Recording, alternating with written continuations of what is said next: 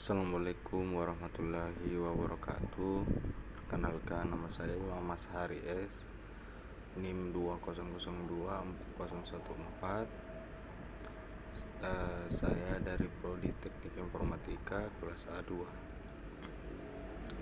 Pada kali ini saya akan menjelaskan mind mapping yang telah saya buat, yang berkonsep tentang e-commerce. Dan materi yang pertama adalah penerapan strategi digital marketing dalam e-commerce. Nah, penerapan ini terdiri 4 bagian. Yang pertama itu peluang bisnis online, kedua kondisi e-commerce, dan selanjutnya the power of digital era 2021 dan milenial sebagai generasi online saat ini, dan ekosistem e-commerce di Indonesia. Nah, yang pertama peluang bisnis. Nah, pada peluang bisnis ini kita menerapkan berbagai metode untuk marketing dalam e-commerce, yakni dengan cara penggunaan internet. Dan yang kedua itu melihat peluang bisnis harga, yang dimana kita dapat memberikan sebuah terobosan baru dari segi harga. Nah, selanjutnya kondisi e-commerce, yaitu momentum, yang dimana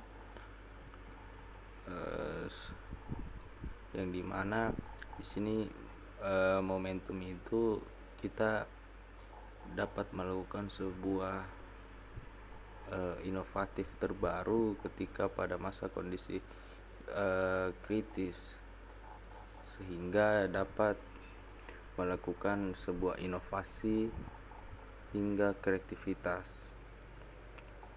Nah, selanjutnya the power of digital era 2021. Nah, the power of digital ini yang dimaksud adalah kekuatan di era ini menggunakan yaitu media sosial.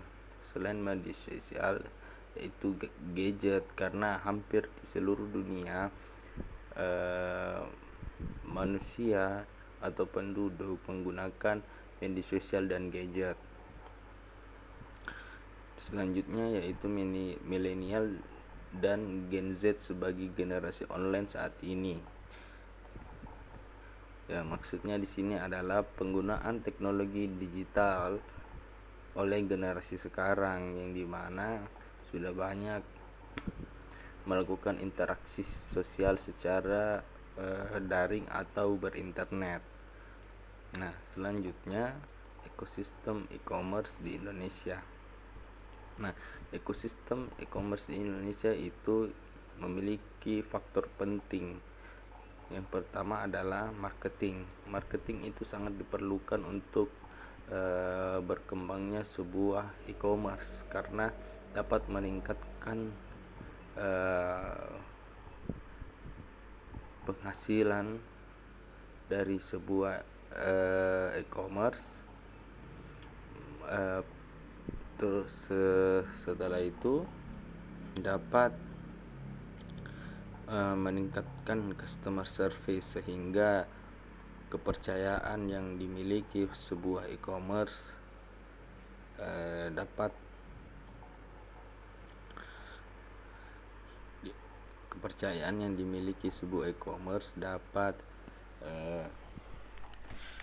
kepercayaan dari konsumen.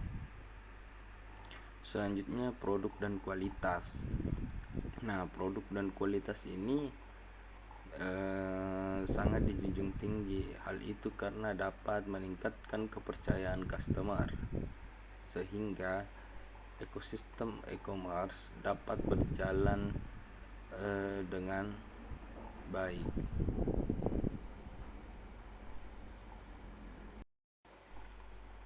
Selanjutnya, sistem keamanan dan pembayaran e-commerce. Sistem pembayaran e-commerce yaitu adalah dimensi utama keamanan e-commerce dan transaksi e-commerce, lalu hal yang rentan terhadap keamanan, ancaman utama terhadap keamanan e-commerce, dan solusi untuk keamanan.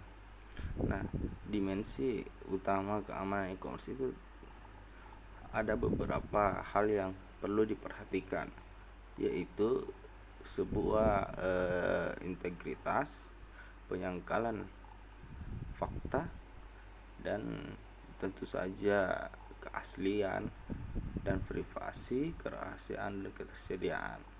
Selanjutnya yaitu transaksi e-commerce. Transaksi e-commerce ini berkonsep yaitu customer credit card bank, merchant bank, internet service provider, online store, warehouse, database server, online customer shipping, dan merchant web server, merchant website. Dan selanjutnya adalah hal yang rentan terhadap keamanan. Nah, ini harus yang paling penting diperhatikan oleh sebuah perusahaan e-commerce, yaitu tentang keamanan. Nah, walaupun kita berbicara tentang keamanan, customer harus selalu merasa nyaman, selalu merasa mudah dalam menggunakan atau menikmati layanan dari sebuah e-commerce, serta memiliki rasa aman ketika ingin menikmati jasa atau produk yang ditawarkan dari sebuah e-commerce. Nah, selanjutnya adalah ancaman utama terhadap keamanan e-commerce. Nah, adapun beberapa yang dapat mengancam keamanan sebuah e-commerce, yaitu malicious code, phishing, mungkin seperti link phishing yang seperti kita dapatkan, pengancaman keamanan dalam berbentuk link yang sering di-share oleh orang-orang yang entah itu berasal dari mana, dan yang terakhir adalah sniffing. Nah, selanjutnya tadi ada beberapa yang mengancam keamanan. Nah, sekarang itu solusi untuk keamanan. Nah, solusinya adalah salah satunya itu adalah encryption. Nah, setelah itu ada network security protocols, lalu ada virtual private networks, authentication prosedur, dan yang terakhir adalah proxy server.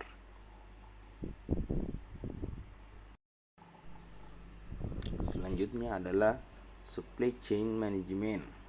Supply chain management terdiri dari beberapa bagian, yaitu adalah chain management, struktur management, siklus management, supply management, dan chain server dan market mediation.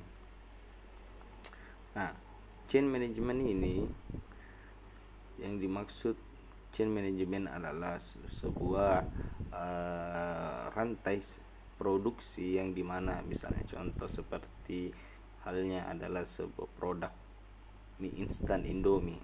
Nah, produk mie instan Indomie ini memiliki beberapa cabang perusahaan yang saling terhubung, misalnya seperti pengelolaan kemasan, pengelolaan mie, pengelolaan bumbu. Nah, itu semua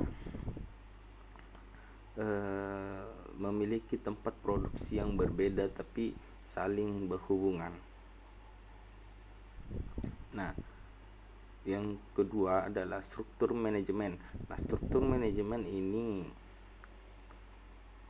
mengutamakan fungsional serta produk yang dimana nantinya akan terstruktur. Selanjutnya yaitu adalah siklus manajemen.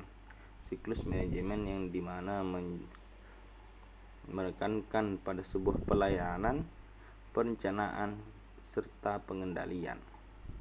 Nah, supply management ini menjelaskan tentang bagaimana merencanakan sebuah inovasi untuk kedepannya, serta distribusi yang akan dilakukan terhadap pengembangan kedepannya. Dan yang terakhir adalah change serve dan market mediation. Nah, di sini adalah seperti namanya, di sini kita pasti menekankan pada sektor marketing, yang dimana itu dapat membuat daya tarik terhadap produk. Dan itulah selain pemanfaatan marketing, tidak lupa juga kita menekankan dalam pengembangan produk. Nah, pengembangan produk ini merupakan salah satu hal faktor penting dalam change serve. Nah, setelah itu lantas apa yang akan dilakukan? Nah, yang dilakukan adalah melakukan sebuah riset. Riset yang dilakukan adalah riset pasar.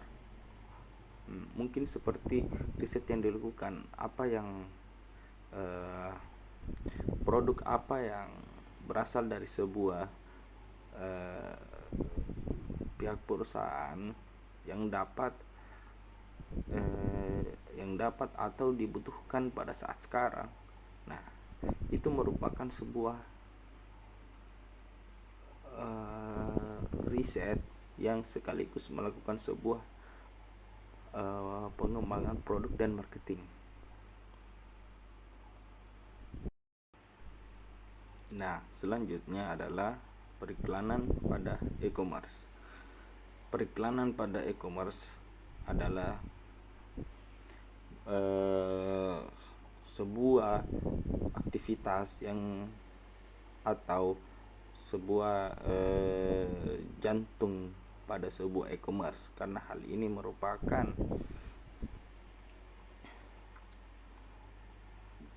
penentu berkembang tidaknya sebuah e-commerce.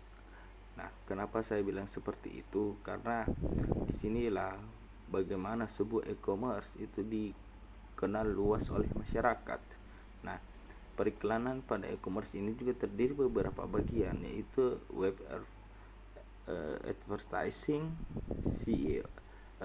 SEO, ads, dan top iklan. Nah, web advertising ini bagaimana mengiklankan sebuah e-commerce dengan cara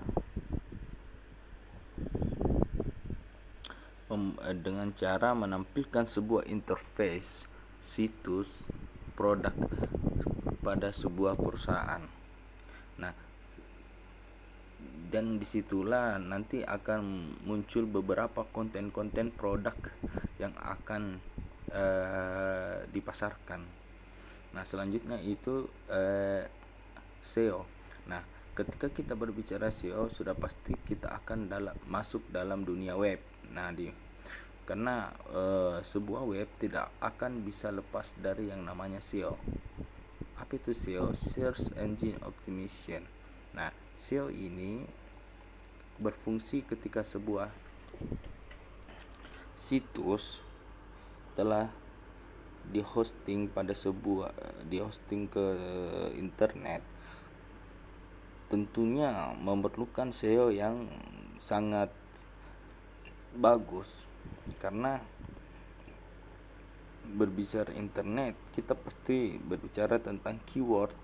Nah, keyword ini yang paling penting perlu diperhatikan, karena ketika misalkan seperti customer ingin membeli sebuah produk dari perusahaan kita, tetapi customer ini tidak